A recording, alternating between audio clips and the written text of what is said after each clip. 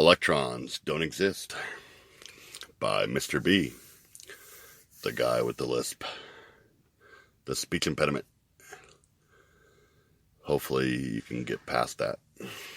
It's something I've had since childhood.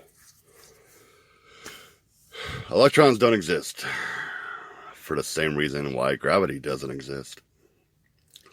Because it was just completely made up. They were, if we look at the history of electricity, go back to like the ancient Greeks who were rubbing objects together and created what we now know as static electricity. And they tried to, I believe they were calling it like a fluid. But electricity is it's a force. It doesn't have parts. It doesn't have a charge either. It moves from point to point, especially if it has a ground, a place to rest. And it's a force.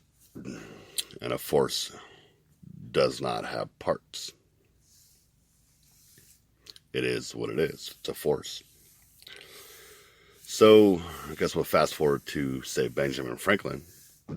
And Benjamin Franklin said something like, well, it's a liquid, or it's a fluid that has like two charges or something. And I guess he was doing the best he could to explain polarity. But if we go fast forward some more into the 1800s, we have a lot of scientists who are just like Newton. They were just pulling crap out of their ass. And someone at some point said, oh, there must be a negative charge and a positive charge. But they didn't have any proof. They were just hypothesizing. They were just postulating. They were just imagining, using their imaginations. And then they postulated a particle for some strange reason, they thought, without any proof, without any experimentation. They thought that electricity had parts. But we know that electricity does work. It does work if you give it a path, if you give it a place to go, especially a place of rest, like ground. So later on we get the famous cathode ray tube experiment, or what would become the cathode ray tube. And they took a glass tube and they sucked all the air out of it for some strange reason.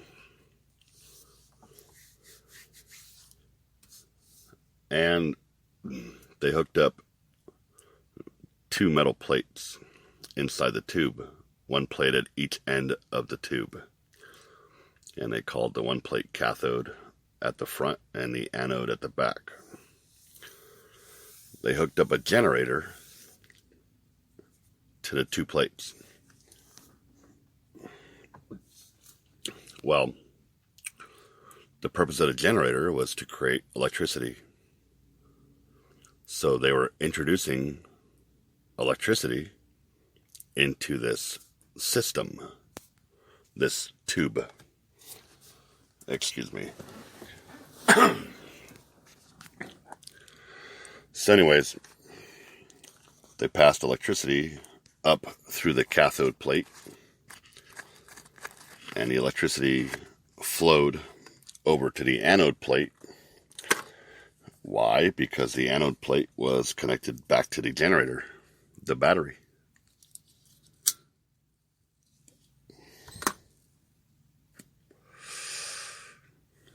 So what did that prove? Well, It just proved what electricity does. It just flows to a point of rest. In order to generate electricity, you have to have a place for electricity to go, a place for it to flow, and a place for it to ground out or rest. So then they're like, hey, let's move the plates closer. And then eventually they would fill the vacuum tube with like neon gas or something. Well, anyways, they noticed like electricity was it kept flowing to the end of the tube. And they couldn't explain why. Well, they passed electricity through the first metal plate, which electrified it, which made it an electrified object. And we typically call those electrified objects magnets. And so now that cathode plate is a magnet that is creating an electric field. And the electricity goes and flows to the second plate, the anode plate. And once again, you're passing electricity through an object, electrifying the object, creating a magnet, which creates the properties of electricity, which has the properties of electricity, which then creates an electric field. So now you have two electric fields coming into contact with each other. Well, they thought that all the electricity was going to flow back down the anode, back down into the generator. Well, the tube was a closed system, and the electricity could possibly still have flowed back down into the generator. Or, arguably, because of the two resulting electric fields, it diverged and directed the electricity back out to the rest of the tube. And then they noticed that the electricity was creating colors inside this when they filled it with like neon or whatever gas they were using. I'm trying to do this from memory. But they said it must be electrons. So, well, what's the validity for that? None. They just pulled it out of their ass. They didn't see an electron. They couldn't see electrons. They couldn't observe electrons. They couldn't detect electrons. They couldn't measure electrons. Just like gravity, they just completely pulled it out of their ass and made it up. They just imagined this crap because they still didn't understand the properties of electricity. And they still didn't understand the properties of electrified objects. Even with like Faraday and Volt and Joule and all those guys, they were still trying to figure out this force called electricity. But the observable phenomenon inside the tube with the gases in it is electricity flowing through space. It doesn't matter if that space has air or not, because that's one of the properties of electricity when it flows through space. And you can see it in space if you look up at the sky. If you look at pictures of galaxies, you'll see that these galaxies have electric fields. These planets have electric fields, and the sun has an electric field. And when electricity is flowing through space, it has a tendency to create colors. And that's why you see different colors in space. That's why you see the blues and the reds and the oranges and the yellows. That's why you see those colors in galaxies, in nebulas. because that's what electricity does in space. So they just completely made up this thing called an electron. They, like, once again, they didn't observe it. They didn't detect it. They didn't measure it. They were like, oh, electricity must have parts. And those parts are flowing off to the side of the tube. Well, bullshit. The only thing you introduced to the system was electricity. And that's what you're observing. Electricity. If they had just, I know people want to discover stuff and, want to have factual information, but none of that information they came up with was factual at all. They just made it up. They just made up the electron. And then they decided to apply it to these things called atoms. And they didn't prove the electron. They didn't prove it existed. But just like Santa Claus, they had to keep adding crap to the story, even though the electron had not been observed or measured or detected or anything else. They just made it up. They made up the word particle. It's all bullshit. They just made it up. Just like gravity. They just pulled it out of their ass. They'll tell you, oh yeah, we've detected it. We could see it today. Bullshit. You can't make up something and then say you've seen it. Yeah, it's like a unicorn or a leprechaun. Like, you can't just say something exists and then later on say, oh yeah, I found it. That's not the way the world works. That's not the way reality works. It's like, oh yeah, there's a pot of gold at the end of the rainbow. Have you ever seen one? No.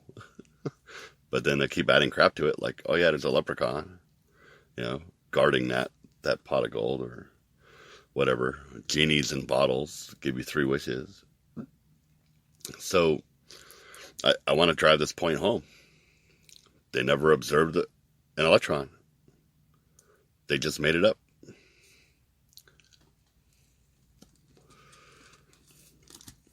Electricity is a force. It doesn't have parts. It's a force. Forces don't have parts. How do we know that? Because we're not observing when we measure and detect and use electricity every single day and apply it in so many different dozens, if not hundreds, if not thousands of ways every single day. We're not observing a part of the electricity. We're observing electricity in nature and converting it, or we're creating electricity through batteries. Because when you add certain elements together, they tend to create an electric charge. I shouldn't say charge, because electricity doesn't have a charge. It's creating electricity itself. Just having those elements in the battery, the acids and stuff, are just creating electricity from their acids. That's why batteries go dead. Because they run out of energy. They run out of electricity. And the battery works because you're allowing that electricity to flow and do work. And some of that electricity is going to go bye-bye in the form of heat, in the form of light. All the work that it does is going to drain the electricity from that battery. that electricity, that force, doesn't have parts. If you have a circuit board, if you don't ground it out, you're not going to get the electricity to work. You're not going to get it to flow to operate a light bulb or operate a computer or a microchip or whatever. A radio, it's not going to work. A transistor, a diode, it's not going to work. So they just created this electron like Santa Claus. And then other scientists, just like with the gravity example, started adding crap to a theory that was never proven, never observed, never detected, and never measured.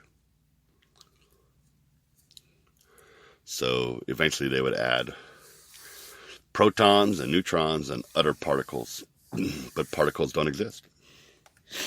They were completely made up. They just kept adding theory upon theory upon theory, and they never even proved that the electron existed in the first place.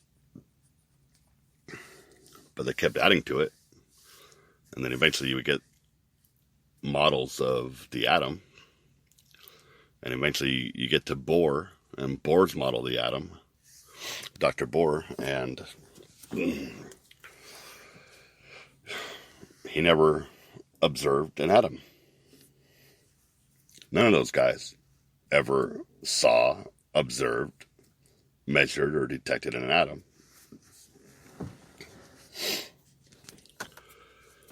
But they created a model based on their imagination.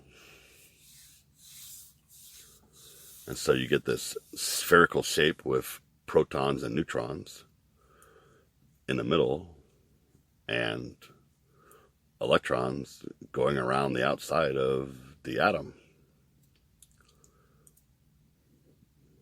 But once again,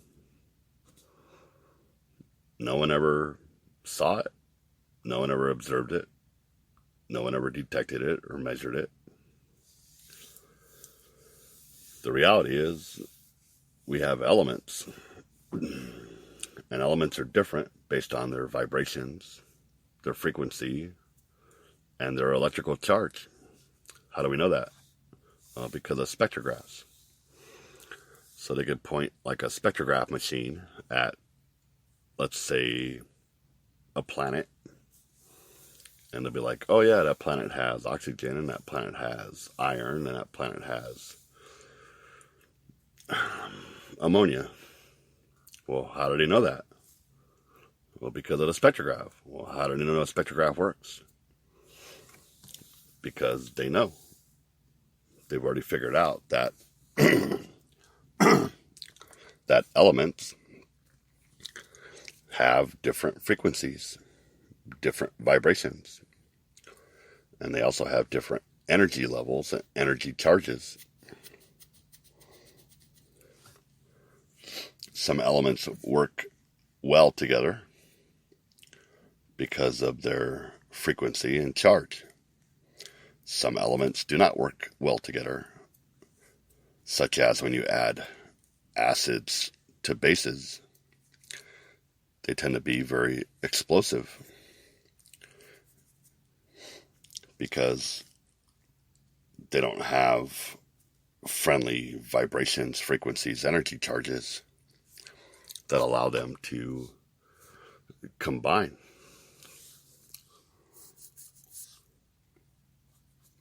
So later on, like in the 50s, 60s, they would put out these like science videos that you would normally see like in school. And in one of these videos, there's this guy he's growing crystals in the lab. He's like, oh, I just add these elements and this element, and look, these elements take on crystalline structures. And we know that. There's things we know, and there's things we don't know. But we know sodium has a crystalline structure. We know diamonds have a crystalline structure. We know silica has a crystalline structure. We know quartz has a crystalline structure. Well, in order to form a lattice of a crystalline structure, your basic building block must also be a crystalline structure. You can't build a crystalline structure with spheres. You can only build them with crystalline structures. So that right there completely negates the Bohr model of the atom. Because I'm not implying that all elements are like that, but most, if not all, of these solid elements that we're aware of have crystalline structures. You don't find gold and silver in little balls and spheres in the mine, because they form crystalline structures. So at least the solid elements are crystalline, rectangular. They're not spherical, which completely negates the whole spherical model of the atom. Maybe the gases, maybe some liquids do, but we know that they form bonds and lattices and crystalline structures. Matter of fact, when water freezes, it also forms a crystalline structure. You get stuff like snowflakes and ice and ice cubes, icebergs. So, electrons are bullshit. Protons are bullshit. Neutrons are bullshit. They'll try to convince you with CERN that they've found particles and subatomic particles and quarks and preons and boson particles, and it's all bullshit. It's all bullshit. You can't imagine something and then find it.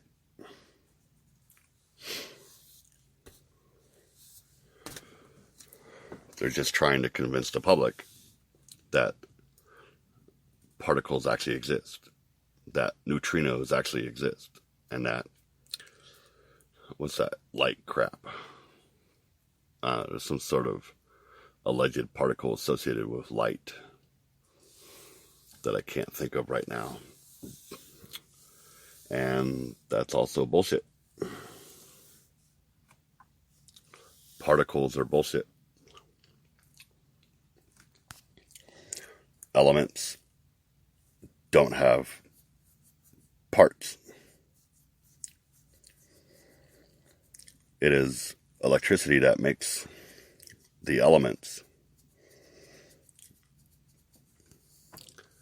And elements are different based on their frequency, their vibration, and their electrical charge. Elements don't have ions. They don't have particles. They don't have valence shells. They don't have electrons. All that's bullshit. Carbon and oxygen don't, hydrogen and carbon don't fit well together because, one has 2 electrons, the other has 6 electrons in its outer shell. That's all bullshit. They fit together because of their frequencies. They fit together because of their electrical charges. The state of electricity, an element can have a full charge of electricity, a half charge. I don't know if an element can exist if it's completely out of energy. If it runs completely out of electricity, I don't know. if it can still exist. I don't want to talk out of my ass. I want to talk about stuff that's actually known. So, the reason why electrons don't exist is the same reason why gravity doesn't exist. It's because it came out of the imaginations of men. Once again, never observed, never verified, never detected, never measured. They just made the shit up. I mean, go read whatever you want about it. Go read the Wikipedia page on electrons. You'll see that, I mean, just read it. You'll see that, oh, this guy postulated, and this other guy thought, and this other guy had an idea about it, and this other guy, blah, blah, blah. Like, you see, there's no validity. There's no reality to it. It's all crap. It's all made up bullshit. There is no atomic atom or atomic structure to an atom. There's no particles. There really isn't an atom. I'd rather use the word element. And we know for a fact that even something like salt, like sodium, doesn't have a spherical nature. It has a crystalline nature. So now how do you explain electrons going around a more rectangular object than a spherical object? More, I don't know, how do you call it? Trapezoidal? A crystal? How do you explain electrons going around a crystal? Think of a diamond. Think of a quartz, a piece of quartz. Like, how does electrons go around that if it's not a sphere? The whole thing is stupid because the whole thing is bullshit. Particles don't exist. The whole field of particle science, particle physics is all bullshit. It's all crap. It's all just theories and imaginations, the imaginings of lesser men. Men that don't have reality. Men that are not grounded like electricity. They're not grounded in reality.